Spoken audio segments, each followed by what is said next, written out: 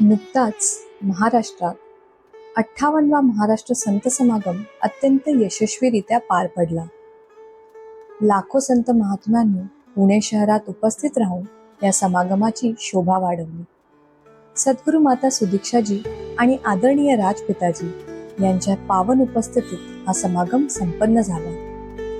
महाराष्ट्राच्या भूमीवर जेव्हा जेव्हा या सत्याच्या प्रचाराची आठवण होईल तेव्हा तेव्हा आदरणीय महात्मा ऋषी व्यासदेवजी, पांडुरंग कदमजी, गोविंद फणसेजी, तुकाराम घाडीगावकरजी, सुर्वेजी, बालरूप आझादजी, अनंत पवारजी, दिनकरजी, सुरेश तिर्लोटकरजी, सदानंद पाटीलजी, अर्जुनजी, जगन्नाथजी, गोपीजी, सोमेश्वरजी, दीनदासजी, नामदेव वाडेकरजी आणि अशा अनेक महात्म्यांची आठवण आवर्जून येईल.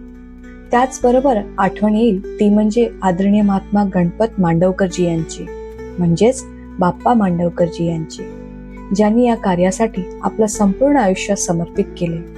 बाप्पांचा जन्म 1 नोव्हेंबर 1929 रोजी राजापूर तालुक्यात कोदवली गावात मांडवकर वरचीवाडी येथे झाला. घराची परिस्थिती हालाखीची होती, म्हणून वयाच्या 16व्या वर्षी बाप्पा कामासाठी मुंबईत आले.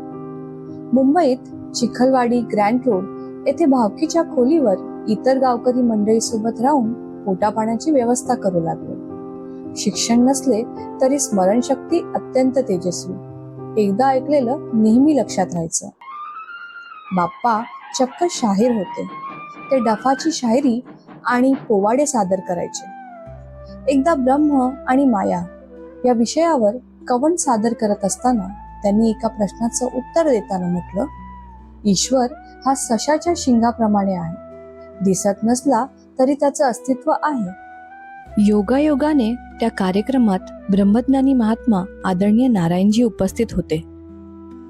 त्यांनी ही गोष्ट ऐकून कार्यक्रमानंतर बाप्पांना जाऊन विचारलं, शाहीर, तुमच्या वाणीमध्ये जो गोडवा आहे आणि कवनही छान केलीत, पण ज्या परमेश्वराची तुम्ही चर्चा करता तो आहे असंही म्हणता आणि दिसत नाही असंही म्हणता, त्या ईश्वराला तुम्हाला पाहायचं आहे का? या प्रश्नामुळे बाप्पांच्या मनात उत्सुकता निर्माण झाली आणि सद्गुरूच्या कृपेने आदरणीय महात्मा ऋषी व्यासदेवजी यांच्याकडून त्यांना ब्रह्मज्ञानाची प्राप्ती झाली.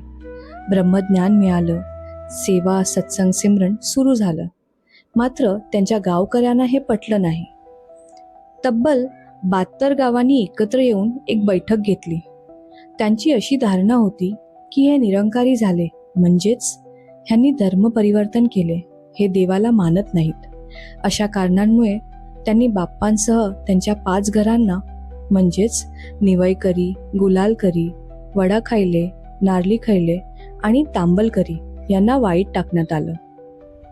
या 5 घरातून म्हणजेच निवईकरी घरातून बाप्पा मांडवकर, सदाशिव, रामचंद्र, सोनू, पुनाची आणि कानू.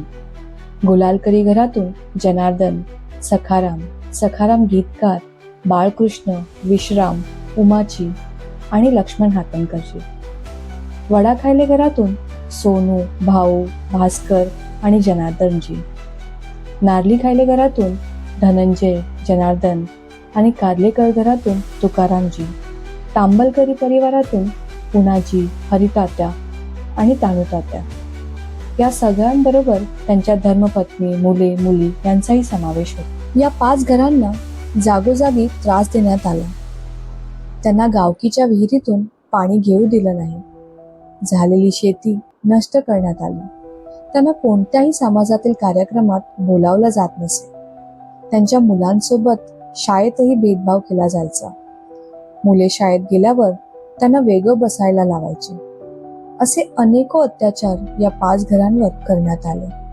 एवढंच नव्हे तर एकदा गुलालकरी आणि निवईकरी या 2 घरात लग्न ठरली होती. लग्नाची पूर्ण तयारी सुरू झाली होती. अगदी पत्रिकाही वाटून झाल्या होत्या.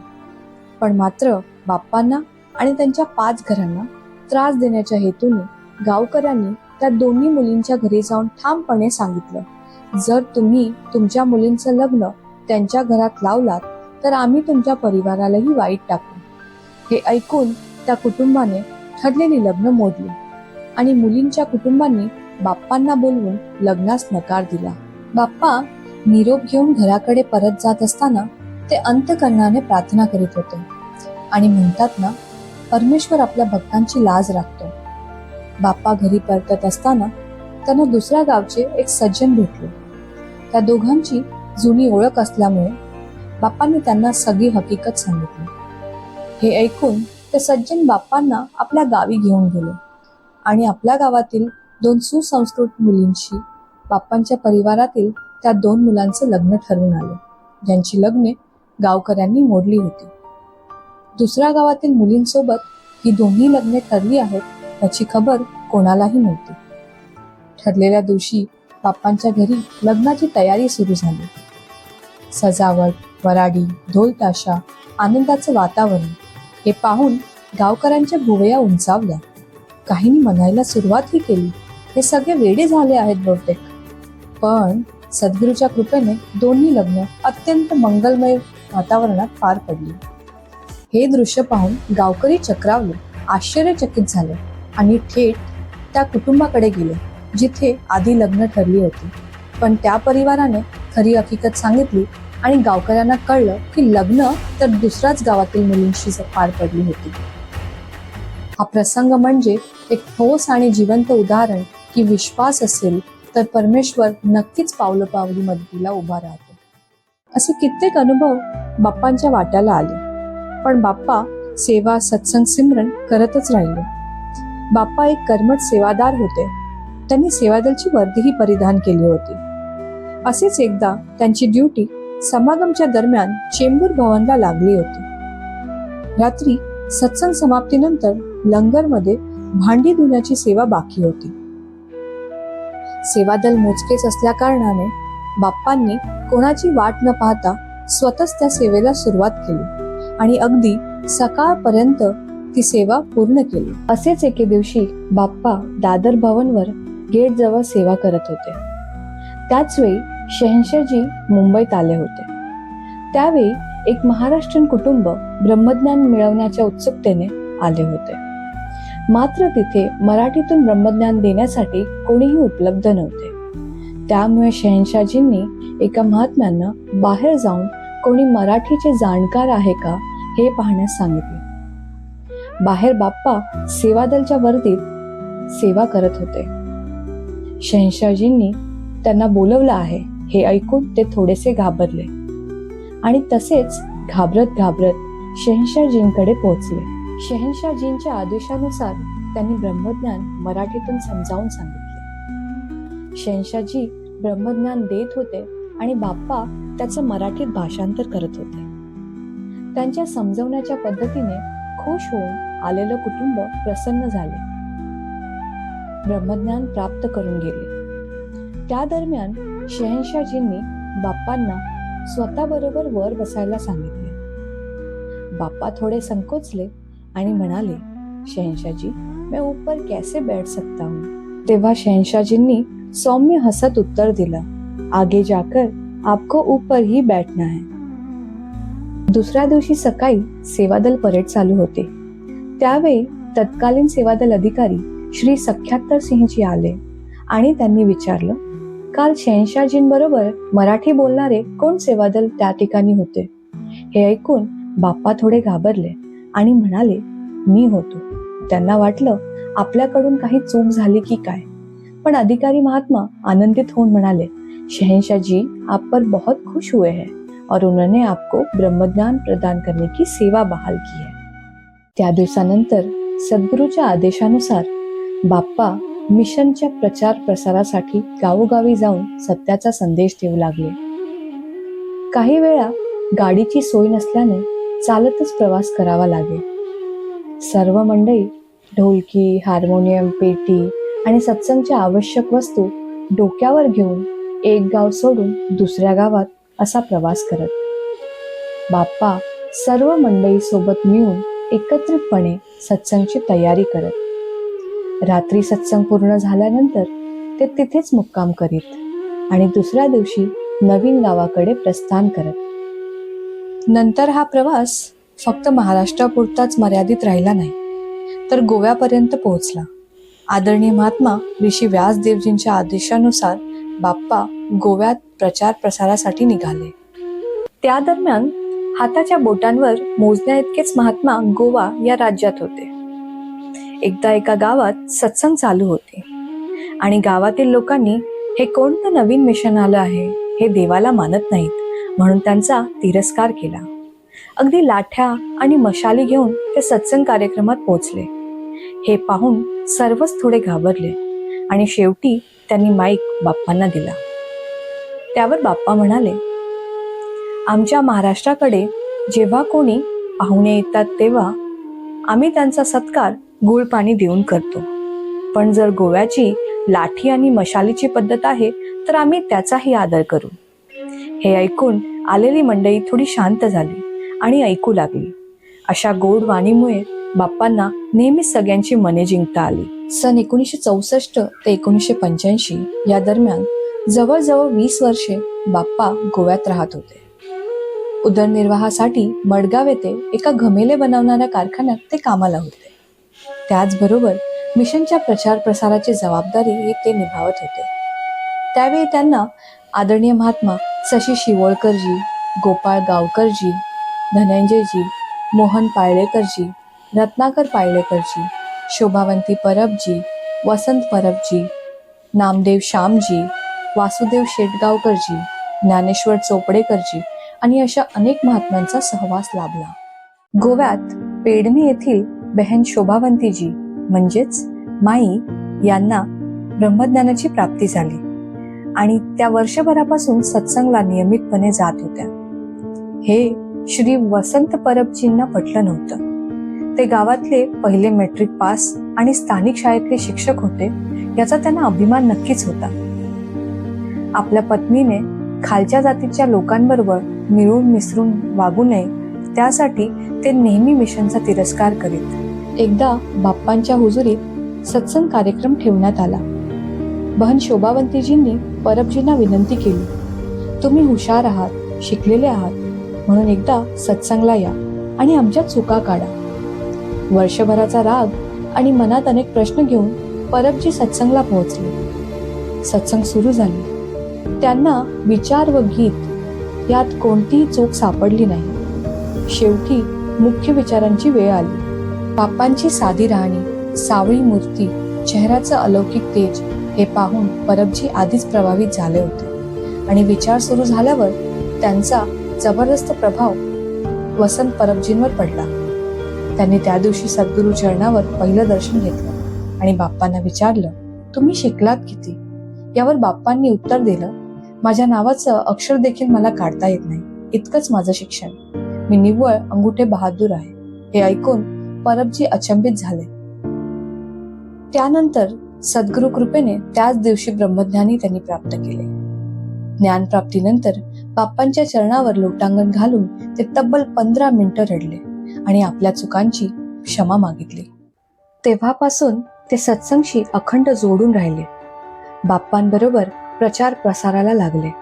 शेवटी बाप्पांना गोव्यात एक योग्य प्रचारक लाभला होता. या ज्ञानाला अधिक जोमाने गोव्याच्या कानाकोपऱ्यात पोहोचवण्यासाठी त्यांनी उत्साहाने भाग घेतला. आणखी एका ब्रह्मज्ञान प्रचारकाची गरज भासू लागली तेव्हा आदरणीय ऋषीजींच्या हस्ते 1973 साली आदरणीय वसंत परबजी यांना ज्ञान प्रचारकाची सेवा प्रदान करण्यात आली. अशा अनेको महात्म्यांना प्रोत्साहन देऊन बाप्पांनी संपूर्ण गोवा पिंजून जवळजवळ 15हूनही अधिक सत्संग स्थापित केल्या. काही वर्षांनंतर बाप्पा महाराष्ट्रात वसईजवळ वालीव गावात राहायला गेले. तेव्हा आजूबाजूच्या परिसरात कोणीतरी देवाचं दर्शन देतंय अशी बातमी पसरली. त्यावर तिथे असलेल्या स्थानिक मठाचे मठाधीश यांनी गाव प्रमुखांच्या घरी समस्त गावाची बैठक बोलावली आणि त्यामध्ये बाप्पांनाही आमंत्रित केलं. देव कसा आणि कुठे आहे यावर चर्चा झाली. मठाधीशांनी बाप्पांना विचारलं, बेटा आप क्या चाहते हो? त्यावर बाप्पा म्हणाले, मैं भगवान को देखना चाहता हूं. त्यावर मठाधीश म्हणाले, ये कैसे संभव है? ईश्वर को देखा नहीं जा सकता. आंखें बंद करके सोचो तो जो कपड़े और जो जेवरात तुमने पहने हैं वो आप नहीं हो. जिस चमड़ी से आप बने हो वो आप नहीं हो. जो हड्डियां है वो आप नहीं, और जो कुछ नहीं है वही सब कुछ है, वही ईश्वर है. त्यावर बाप्पा म्हणाले, क्या आप मुझे उसके दर्शन करवा सकते हैं जो कुछ नहीं है? त्यावर ते मठाधीश निरुत्तर झाले. बाप्पा म्हणाले, जर तुम्हाला देवाला पाहायचं असेल, देवाची ओळख करून घ्यायची असेल, तर तुम्ही आमच्या सत्संगला या. आमचे सद्गुरू निरंकारी बाबाजी देवाची ओळख करून देऊ शकतात. अशा प्रकारे बाप्पांनी वालीव येथील गावकऱ्यांना सत्संग करण्यासाठी प्रोत्साहित केले. वालीव नगरीमध्ये त्यांना आदरणीय सदानंद पायगावकरजी, दादू भगतजी, यादव सुतारजी, लक्ष्मण पाटीलजी, हिराजी पाटीलजी, नाना माळवीजी, ठमा नानीजी, हिरा आई, श्यामा आई, मंगलाताई अशा अनेक संतांची प्रचार प्रसार करण्याकरिता साथ लाभली. आपल्या सद्गुरूवर संपूर्ण विश्वास आणि ब्रह्मज्ञानाची समज यामुळे बाप्पांना कधी अभिमानाच्या वाऱ्याने सुद्धा स्पर्श केला नाही. अनेक वेळा त्यांना मिशनमधील प्रशासकीय जबाबदाऱ्यांची विचारणा करण्यात आली, परंतु त्यांनी पुढच्या पिढीला संधी देऊन त्याचा स्वीकार केला नाही. ते नेहमीच भक्तीमध्ये स्वतःला समर्पित करून भक्तीचा आनंद घेत राहिले. जे काही आहे ते सर्व प्रभूचंच आहे असं मानूनच ते सगळ्यांशी अगदी नम्रतेने वागत असत. लहानापासून थोरापर्यंत सर्वांनाच अगदी राजा असंच म्हणून संबोधन करायचे. असेच एकदा सद्गुरू बाबा हरदेवसिंगजी महाराज महाराष्ट्रात प्रचार प्रसारासाठी आले होते. त्यावेळी वसई येथे एक दिवसीय संत समागम आयोजित करण्यात आला होता. त्याच दरम्यान सद्गुरू बाबाजी यांचे वालीव येथे बाप्पांच्या निवासस्थानीही भेट देण्याचे ठरले होते. तेथील सत्संग मंडळी मोठ्या उत्साहाने तयारीला लागली. एका रात्रीतच घराची रंगरंगोटी करण्यात आली आणि घराभोवतीही सुंदर सजावट करण्यात आली होती. सद्गुरू बाबाजी स्वतः आपल्या घरी येणार आहेत याचा आनंद सर्वांनाच होता. मात्र काही कारणास्तव बाबाजींना वसई येथे पोहोचण्यात थोडा उशीर झाला. त्यामुळे त्यांनी थेट समागम मैदानाकडे मार्ग काढला. सत्संग संपल्यानंतर सद्गुरू बाबाजी वालीव येथे आले आणि काही महापुरुषांच्या घरीही भेट दिली. मात्र बाप्पांचं घर गावातून थोडं बाहेर असल्यामुळे तिथे गाडी नेण्यासाठी जागा उपलब्ध नव्हती. त्यामुळे सुरक्षेच्या कारणास्तव बाप्पांच्या घरी जाण्यास बाबाजींच्या बॉडीगार्ड्स आणि सुरक्षा पथकाने मनाई केली. यानंतर सद्गुरू बाबाजी पुढच्या प्रवासासाठी रवाना झाले. बाबाजी आपल्या घरी येणार नाहीत हे ऐकताच घरातील मंडळी थोडी नाराज झाली, पण बाप्पांच्या चेहऱ्यावर मात्र जराही खंत नव्हती. ते घराबाहेर गेले. त्यांनी एका महात्म्यांना सायकलवरून येताना पाहिले. त्यांनी त्या महात्म्यांना घरी आणले आणि त्यांचा सद्गुरू स्वरूप समजून सत्कार केला. प्रत्येक महात्मा हे सद्गुरूचं स्वरूप आहे हे बाप्पांनी केवळ शब्दातून नव्हे तर प्रत्यक्ष कृतीतून जगून दाखवले. अखेरच्या दिवसांपर्यंत अगदी घरी येणाऱ्या प्रत्येक संत महात्म्यांचं त्यांनी अत्यंत आदराने सत्कार केला आणि चरणांवर लोटांगण घालून दर्शन घेतले. एकदा घरी काही महात्मा आले होते. त्यांच्यासाठी चहा बनवायचा होता, पण घरात दूध नव्हते, म्हणून बाप्पा गोठ्यात गेले. खूप वेळ झाला तरी बाप्पा परत आले नाहीत. त्यामुळे कोणीतरी जाऊन पाहिलं तर बाप्पा गायीसमोर उभे राहून तिला प्रार्थना करत होते. जर तू मला दूध दिलं नाहीस तर मी आलेल्या संतांची सेवा कशी करू? कृपा कर आणि मला दूध काढू दे. असेच मनाला स्पर्श करणारे बरेच किस्से महात्मा सांगतात. त्यातलाच एक प्रसंग म्हणजे त्यांचे सुपुत्र तलावात पोहायला गेले असताना त्यांचा अपघाती मृत्यू झाला. काही जणांना वाटलं की ते फक्त बेशुद्ध झाले आहेत, पण जेव्हा बाप्पा घरी आले त्यांनी पाहिलं, तपासलं आणि सांगितलं की संतोषजींनी हे नश्वर शरीर सोडलं आहे. असं सांगून बाप्पा एका जागी जाऊन बसले. घरातील सर्व मंडळींना अतिशय दुःख झाले होते. आक्रोश सुरू झाला होता, पण बाप्पांच्या चेहऱ्यावर मात्र कुठल्याही प्रकारची खंत किंवा दुःख नव्हतं. हे माझ्यासोबतच का झालं अशी कोणतीही भावना त्यांच्या मनात नव्हती. नंतर श्रद्धांजलीच्या कार्यक्रमात आदरणीय महात्मा ऋषी व्यासदेवजी यांनी उद्गार काढले कि औलाद कलेजे का टुकड़ा होती है और ऐसे परिस्थिति में भी उनका जीवन थोड़ा भी विचलित नहीं है। सेवा का भाव वैसा ही है जैसे पहले था। बाप्पांचा विश्वास अटूट होता, म्हणूनच ते कधीही कोणत्या भ्रमात पडले नाही आणि कोणालाही पडू दिलं नाही. जेव्हा त्यांच्या धर्मपत्नीने शरीर सोडलं तेव्हा गावकऱ्यांनी विरोध केला की ज्या जुन्या परंपरा चालत आल्या आहेत त्याच पद्धतीने त्यांच्या अंतिम संस्काराची तयारी करावी. पण बाप्पांनी संपूर्णपणे त्या गोष्टीला नकार दिला. त्यांनी गरुड पुराण ऐकलं होतं आणि त्यामुळे त्यांना त्यांची माहिती होती. त्यांनी निरंकारी पद्धतीने गरुड पुराणाचा आधार घेऊन विधी संपन्न केल्या. जीव, शिव, आत्मा, परमात्मा या सर्व गोष्टींचा खुलासा केला, त्याचं निरूपण केलं आणि त्या ठिकाणी जमलेल्या नातेवाईक समाजाला अशा परिस्थितीतही ब्रह्मज्ञानाशी एकरूप होण्याकरिता आणि देवाला जाणून घेण्याकरिता प्रेरणा दिली. बाप्पा नेहमी भ्रम आणि अंधश्रद्धेच्या विरोधात उभे राहिले, म्हणून काही गावकऱ्यांना ते आणि त्यांचे 5ही घर नापसंत होते. त्यासाठी गावकऱ्यांनी त्यांच्या जमिनीवर कब्जा केला. केस कोर्टात गेली आणि तब्बल 47 वर्षांनंतर त्यांना त्यांच्या जमिनी परत मिळाल्या. त्याच दरम्यान आता आपण एकमताने एकत्र बसून झालेल्या गोष्टी विसरून नव्याने सर्व सुरू करू असं म्हणून कट रचून 5 घरातील सगळ्या पुरुष मंडळींना गावातील मंदिराच्या चावडीवर बोलावण्यात आलं. बैठक ठेवण्यात आली. ठरलेल्याप्रमाणे 5ही घरातील सगळी पुरुष मंडळी तिथे उपस्थित झाली आणि चर्चा सुरू झाली. तेवढ्यात त्यांच्यावर हल्ला करण्यात आला. आजच यांना ठार मारायचं असं ठरवून गावकऱ्यांनी पूर्वीच शस्त्रसज्ज तयारी केली होती. एवढंच नव्हे तर बांबूला खिळे ठोकण्यात आले होते आणि त्याचा आधार घेऊन तो हल्ला करण्यात आला होता. काही पुरुष मंडळी गंभीर जखमी झाली. आता इथून जीव वाचवून निसटणे हाच पर्याय उरला आहे, म्हणून एकमेकांना हाका मारत जीव वाचवून पळा असं सांगण्यात आलं. काही जण गावाच्या वेशीपर्यंत पोहोचले आणि दुसऱ्या गावात लपले. आता परिस्थिती हाताबाहेर गेली होती, म्हणून 5ही घरांच्या पुरुषांनी पोलीस स्टेशन गाठले. तेव्हा त्यांना कळलं की गावकऱ्यांनी पोलिसांना आधीच ताकीद दिली होती की जर ही मंडळी आली तर त्यांची तक्रार नोंदवू नका. अशा परिस्थितीत आदरणीय महात्मा गोविंद फणसेजी यांचे मेव्हणे त्या ठिकाणी मामलेदार होते. त्यांच्या मदतीने दडपण आणून ती केस दाखल करण्यात आली. केस दाखल झाल्यावर सद्गुरूची अशी कृपा झाली की ज्यांनी ज्यांनी हल्ला केला होता त्यांच्या हातात बेड्या ठोकण्यात आला आणि त्यांना पूर्ण राजापूर तालुक्याच्या बाजारपेठेत फिरवण्यात आलं, त्यांच्यावर वचक बसावा म्हणून.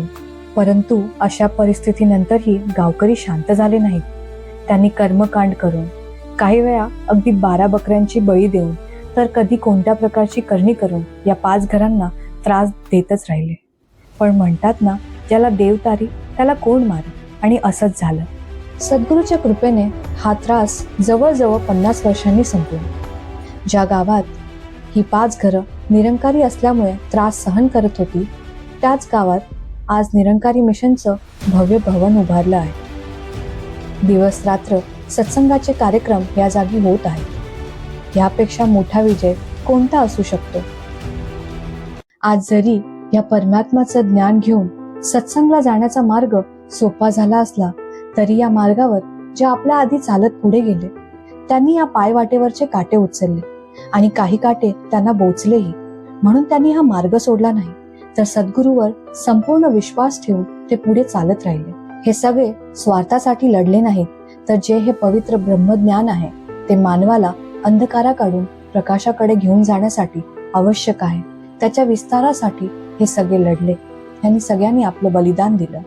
त्यांच्या बलिदानाचं चीज म्हणजे आजचा हा उजळलेला दिवस, जिथे आपण सकाळी उठून सहजपणे या भवनचा उंबरठा चढतो, सेवा, सत्संग, सिमरन करतो. पण इथपर्यंतचा हा मार्ग सोपा नव्हता, हे मात्र खरं. आज ही वृक्षवल्ली संपूर्ण महाराष्ट्रात पसरलेली आहे. त्यासाठी ज्यांनी ज्यांनी आपलं बलिदान दिलं, अथक परिश्रम केले, त्या सर्व महापुरुषांचे महाराष्ट्र नेहमीच ऋणी राहील. असं म्हणतात ना, आपण सगळे एका प्रवासात आहोत. ईश्वराने जन्म दिला, सद्गुरूच्या कृपेने या ब्रह्मज्ञानाची प्राप्ती झाली. या परमेश्वराचं अंगसंग ध्यान धरून आयुष्य जगणं हीच आपली पहिली जबाबदारी. ही जबाबदारी अचूकपणे पार पडत असताना तो दिवस आपल्या सगळ्यांच्या जीवनात आला.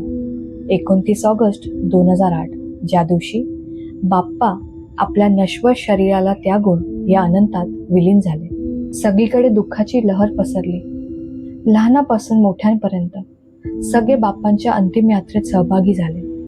अशा प्रकारे एक अद्भुत जीवन जगून सगळ्यांना ईश्वराचं ज्ञान देत, अंधश्रद्धेत अडकलेल्या लोकांना या सत्याचा संदेश देत, आपल्या सद्गुरूवर संपूर्ण विश्वास ठेवून जीवन कसं जगावं याची आपल्या सगळ्यांना शिकवण देत बाप्पांनी निरोप घेतला.